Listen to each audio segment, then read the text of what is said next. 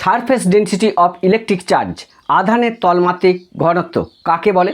বলছে কোনো পরিবাহী পৃষ্ঠের প্রতি একক ক্ষেত্রফলে যে পরিমাণ আধান থাকে তাকে বলা হচ্ছে ওই আধানের তলমাত্রিক ঘনত্ব। যে কোনো একটা পরিবাহী, সেই পরিবাহী পৃষ্ঠের প্রতি একক ক্ষেত্রফলে যে পরিমাণ আধান থাকবে তাকে বলা হচ্ছে ওই আধানের তলমাত্রিক ঘনত্ব। আধান করকম না দুরকম, একটা হচ্ছে পজিটিভ আধান যেটা প্রোটনের আছে, আর একটা হচ্ছে নেগেটিভ আধান যেটা হচ্ছে ইলেকট্রনের আছে।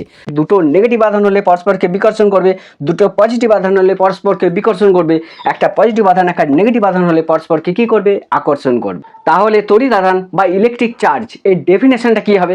বলছে তড়িৎ আধান হচ্ছে ইলেকট্রন, প্রোটন ইত্যাদি মৌলিক কণার এমন একটা বিশেষ ধর্ম যার জন্য উহাদের মধ্যে তড়িৎ বল অর্থাৎ তড়িৎ আধানগুলোর মধ্যে ক্রিয়াশীল আকর্ষণ বা বিকর্ষণ বল এটা ক্রিয়া করে।